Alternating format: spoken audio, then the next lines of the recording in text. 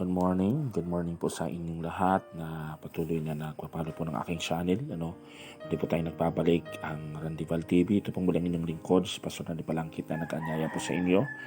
Samahan niyo po ako sa umagang ito sa pag-aaral natin ng mga salita ng Diyos sa ating devotional sa araw po na ito. So pag-aaralan po natin ng mga salita ng Diyos. We're going to study the words of God in the book of Daniel, chapter 1. So, ang sabi po rito, context po nito ay patungkol sa Daniel's training in Babylon. Sabi rito, beginning verse 1 in chapter 1, Daniel chapter 1, beginning verse 1, in the third year of the reign of Jehoiakim, king of Judah, Nebuchadnezzar, king of Babylon, came to Jerusalem and besieged it. The Lord delivered Jehoiakim, king of Judah, into his hand, along with some of the articles from the temple of God. These he carried off to the temple of his God in Babylonia and put in the treasured house of his God. Then the king ordered Aspenaz, chief of his court officials, to bring in some of the Israelites from the royal family and the nobility. They may without any physical defect, handsome, showing aptitude of every kind of learning, well informed, quick to understand, and qualified to serve in the king's palace, was to teach them the language and literature of the Babylonians. The king assigned them a daily amount of food and wine from the king's table. They were to be trained for 3 years, and after that they were to enter the king's service. Among these were some from Judah: Daniel, Hananiah, Mishael, and Azariah. The chief official gave them new names. To Daniel, the name Belteshazzar; to Hananiah, Shadrach; to Mishael, Meshach; and to Azariah, Abednego. But Daniel resolved not to defile himself with the royal food and wine, and he asked the chief official for permission not to defile himself this way. Now God had caused the official to show favor and sympathy to Daniel, but the official told Daniel, "I am afraid of my lord the king, who has assigned your food and drink. Why should he see you looking worse than the other young men your age? The king would then have my head because of you." Daniel then said to the guard whom the chief official had appointed over Daniel, Hananiah, Mishael, and Azariah, "Please teach your servants for 10 days. Give us nothing but vegetables to eat and water to drink. Then compare our appearance with that of the young men who eat the royal food, and treat your servants in accordance with what you say." So he agreed to this and tested them for 10 days. At the end of the 10 days, they looked healthier and better nourished than any of the young men who ate the royal food. So the guard took away their choice food and the wine, and they were to drink, and give them vegetables instead. To these 4 young men, God gave knowledge and understanding of all kinds of literature and learning. And Daniel could understand visions and dreams of all kinds. At the end of the time set by the king to bring them in, the chief official presented them to the Nebuchadnezzar. The king talked with them, and he found that equal to Daniel, Hananiah, Mishael, and Azariah. So they entered the king's service. In every matter of wisdom and understanding about which the king questioned them, he found them 10 times better in all the magicians and enchanters in his whole kingdom. And Daniel remained there until the first year of King Cyrus. So God blesses his words this very morning.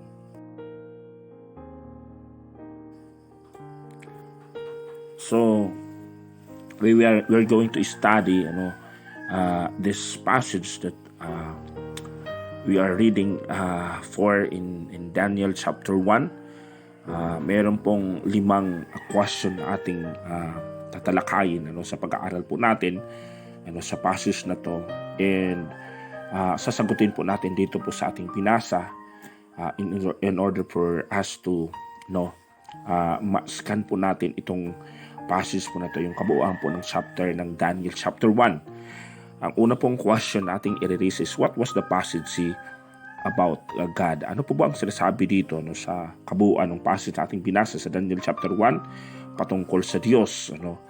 What was the passage about God? Dito po makikita po natin ay sabi rito, the Lord God permitted or allowed the Israelites to be delivered to the hands of a Babylon Empire in verse 2. So makikita po natin dito na kung saan ay inalaw po ng Panginoon o God permitted sa mga Israelita na sila po ay alam mo yun, ma-exile, sila po ay ibigay doon sa tinatawag sa kamay ng Babylonia, sa imperyo ng Babylonia. Sila po ay mabihag. So ang lahat po ng mga nangyayari sa ating buhay ay meron pong kadahilanan or inaalaw po ng Panginoon ng lahat ng pangyayari sa ating buhay.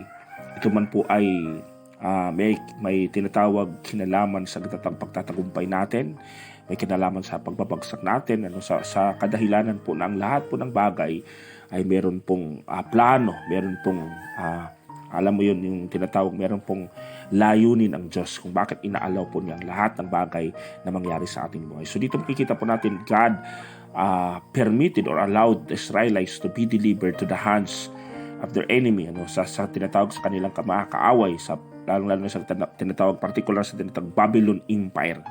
And of course, dito po sa verse na makikita natin dito na kung saan ay sabi ito, God caused the officials to show favor and sympathy to Daniel and even to Shadrach, Meshach, Abednego.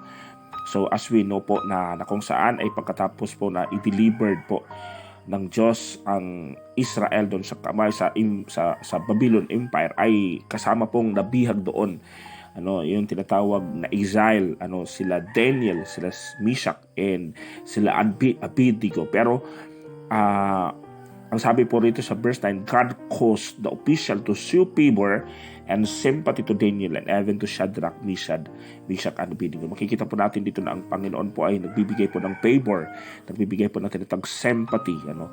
So siya po ang nagkukos ang tinatawag show favor and sympathy. Doon po sa tinatawag mga tinatawag sa mga taga-Babylonia, doon sa mga official ng Babylonia, kila Daniel, Shadrach, Meshach, at Abednego.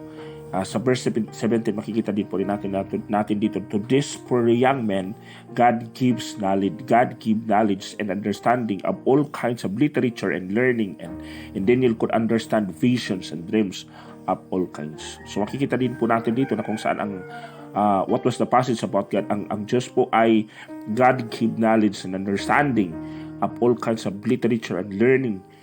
And even Daniel could understand the visions and dreams of all kinds. So ang Diyos po ang nagbibigay po ng knowledge, nagbibigay po ng understanding sa lahat po ng klase ng literature, sa lahat po ng klase ng learning na pwede po nating malaman. And sabi pa nga rito, and even Daniel could understand visions and dreams of all kinds.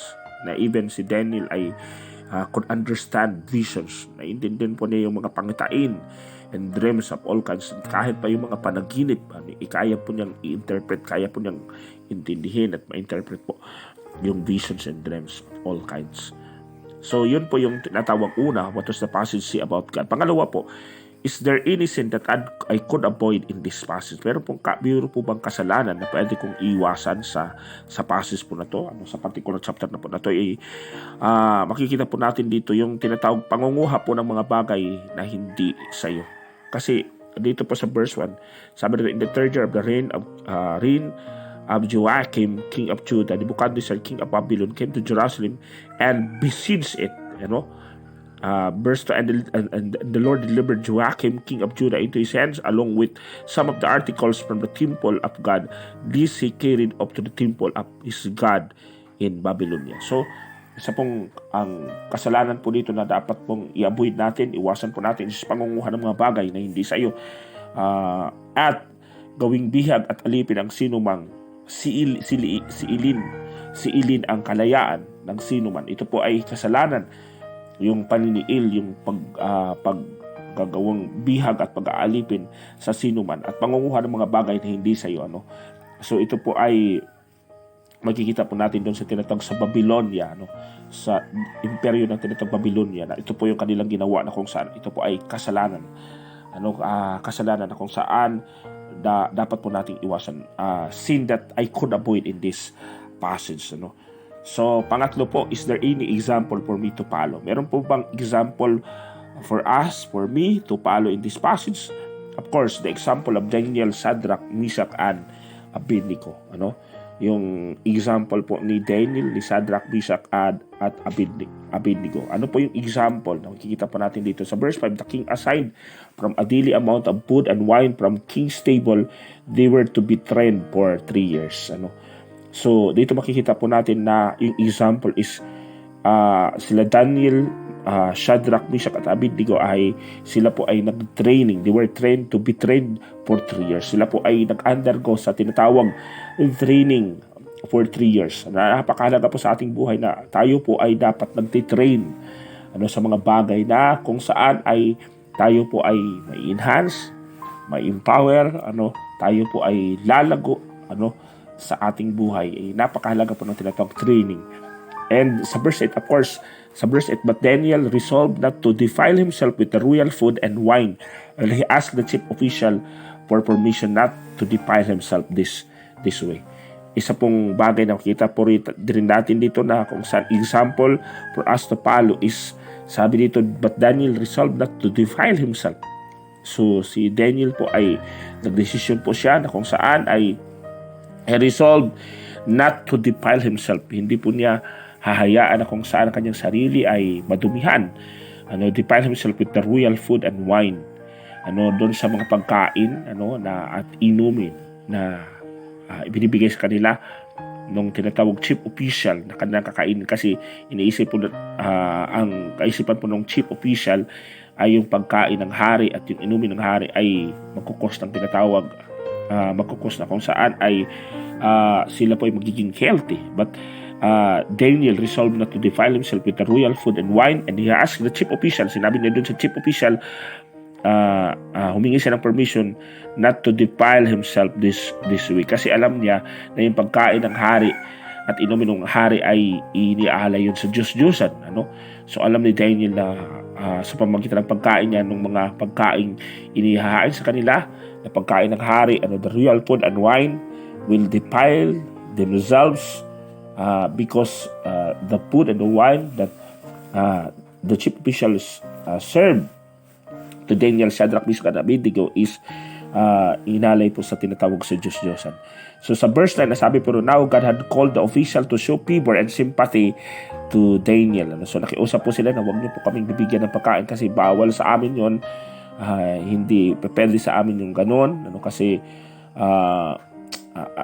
alam nila kayong kanilang pananampalataya. And sabi doon sa verse 9, now God had called the official to show favor and sympathy to Daniel. So makita po natin yung example ng tinatawag official, na kung saan yung official po dito ay sa pamagitan po ng, sabi dito, now God caused the official to show favor and sympathy to Daniel. So isa pong example na makikita rin po natin dito yung character po ng tinatawag official, na kung saan ay meron na nagso-show favor siya and sympathy to Daniel. So ito po yung mga characteristic na dapat, or example na dapat pong ipapalo po natin in this passage. And of course, nagkaroon ng kasunduan na kung saan sabi na Daniel ay huwag nyo kaming pakakainin ng pagkain ng hari. At instead, sabi ni Daniel ay pakainin nyo lang kami ng tinatawag gulay. Sabi ni Daniel, gulay lang. Kaya nga alam po natin na kung saan si Daniel ay vegetarian. At yung tatlong kaibigan ni Shadrach, Meshach, at Abednego. So sabi niya, pakainin niyo lang kami ng gulay. Huwag niyo kaming pakainin ng pagkain ng hari. Instead, pakainin niyo kami ng gulay. And sabi ni Daniel, sa loob ng 10 araw, i-test niyo kami.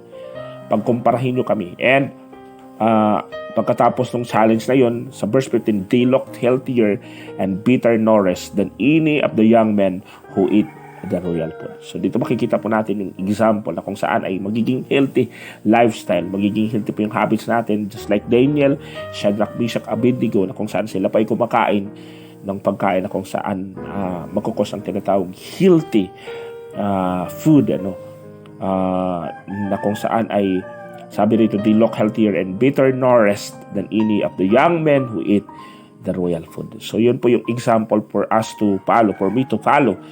And pang-apat po, is there any command for me to obey?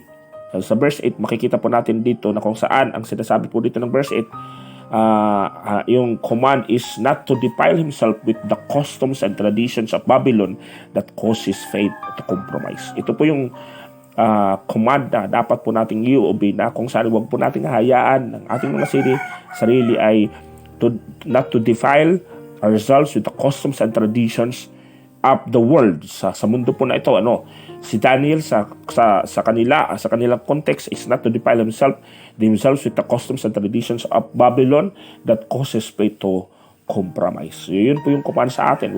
Sabi ng Roma chapter 12 na huwag tayo makikiayon sa takbo ng mundong ito. Mag-iba na po tayo ng isip upang mabatid natin kung anong kalooban ng Diyos, kung ano ang ganap at nakakalugod para sa Kanya. And of course, sa verse 19, sabi rito, is there any command for me to obey? Sa verse 19, sabi rito, the king talked with them and he found none equal to them, meaning we have to give our very best to excel in everything. We have to upgrade our learning, just like Daniel, Shadrach, Meshach, and Abednego. Pataasin po natin yung level ng influence natin, pataasin po yung ating level ng ating knowledge, yung ating learning, yung ating understanding. We have to give our very best to excel in everything. In fact, ang sabi po ng Bible na tayo po ay mga ulo at hindi po tayo mga tail. Tayo po yung ulo, hindi po tayo yung tinatawag buntot. So, meaning we have to excel. We have to give our best to excel in everything. And lastly, is there any promise for me to claim? The promise is, yung promise po ng Diyos is favor, knowledge, understanding of all literature and learning, understand visions and dreams of all kinds. Ang Panginoon po ang nagbibigay po dito, and pwede po natin itong panghawakan, pwede po natin itong i-claim, pwede po natin panghawakan, i-claim yung mga promise na kung saan ang Panginoon pang magbibigay po ng favor, magbibigay po siya ng knowledge, magbibigay po siya ng understanding of all literature and learning. Na pwede po nating isipin at pwede po nating angkinin. Understand visions and dreams of all kinds. So, maraming salamat po sa umagang pong ito. I hope na meron po tayong cope up, meron po tayong nakuha sa ating pag-aaral patungkol sa tinatawag sa ating pong devotion, sa ating pong pagninilay, pagbubulay ng mga salita ng Diyos sa Daniel chapter 1. So hanggang sa muli po napag-aaral po natin. Ito pong muli ang inyong lingkod, Pastor Randy Balangkita, papaalam, pansabalitang pagpaalam at nagsasabi sa inyo na God bless you.